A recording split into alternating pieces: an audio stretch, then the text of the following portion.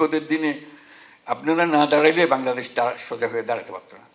কাজে আপনাদের কি কি দরকার, কি কি বিষয়, সেগুলো আমাদের প্রতিনিয়ত শুনতে হবে, একবার না, প্রতিনিয়তভাবে শুনতে হবে যে কি হচ্ছে। যেহেতু করে আপনাদের রাস্তায় সহজ করে দিলে আমাদের জন্য জিনিসটা মঙ্গলজনক হবে। যেহেতু আপনারা যা করছেন, এটা আপনারা হয়তো আসার সময় মনে করেন না যে দেশের মঙ্গলের জন্য আসতেছেন, নিজের চাকরি বা নিজের ব্যবসার জন্য এসছেন, কিন্তু আপনারা বড় রকমের সহায়তা করছেন। বিশেষ করে এই বিপদের দিনে আপনারা না দাঁড়াইলে বাংলাদেশ সোজা হয়ে দাঁড়াতে পারত না। আপনারাই তারে শক্ত করে রাখছেন এই পর্যন্ত, যে মজবুত হয়েছে। এই যে ফয়জুল একটা বলবে নাকি কি করছো তোমরা এই টাকা দিয়ে, এটা বলো যে কত পয়সা আদায় করে, যে দেনা শোধ করলে, দেনা শোধ করলে, এটা বুঝতে হবে তোদেরকে। খুব আপনারা জানেন যে অর্থনীতিকে একটা বিধ্বস্ত অবস্থায় রেখে দেওয়া হয়েছে। আবার শুধুমাত্র বিদ্যুৎ জ্বালানি খাতে মানে বকেয়া, মানে এলএনজির পাওনা, তারপরে তেলের পাওনা শোধ করতে পারতেছিলাম না, $3.2 বিলিয়ন ছিল। তো সেইটাকে এই আমরা মাত্র 8 মাসের সরকার, এই 8 মাসের সরকারে আমরা এটা 600 মিলিয়নে নিয়ে আসি। তো এইটা পরিশোধ করার সময় আপনাদের সহায়তার জন্য আর কি।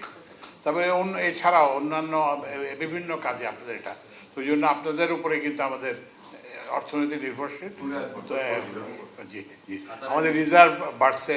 তারপর আমরা যে বাইরে থেকে যে আমরা চাপ দিত IMF, তাদের সঙ্গে আমাদের যে কথাবার্তা বলার আমাদের একটা শক্তি বাড়ছে। একটু মনে করে কাতারের কত পাওনা ছিল, আচ্ছা যে আজকে যে গলাফুট, আচ্ছা কাতারে এই যে যেটা বললাম এখানে আসতে পেরেছে, তাদের প্রতিটি পয়সা শোধ করে দেওয়া।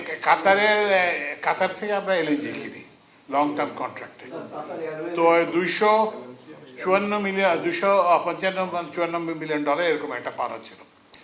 তো আমরা যেহেতু আসবেন, স্যারের যাতে মুখ থাকে এবং ওদের সামনে যাতে আমরা আপনাদের পক্ষে হয়ে দাঁড়ায় থাকতে পারি, আমরা এই যে গতকালকে আমরা সব টাকা পরিশোধ করে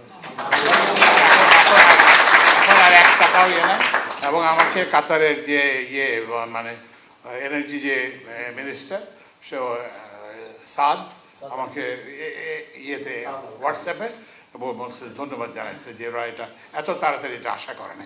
এটা আপনাদের সহায়তার জন্য এটা সম্ভব হয়েছে। আপনাদেরকে অসংখ্য ধন্যবাদ। জোরে হাততালি। এক পয়সা আমরা অপূর্ণ রাখি নাই, এটা আমাদের মস্ত বড় শক্তি দিয়েছে, এবং সেই শক্তির মূল হলেন আপনারা। আপনাদের এক একজনের টাকা বিশাল। অসংখ্য ধন্যবাদ আপনাদেরকে, দেশের পক্ষ থেকে, জাতির পক্ষ থেকে।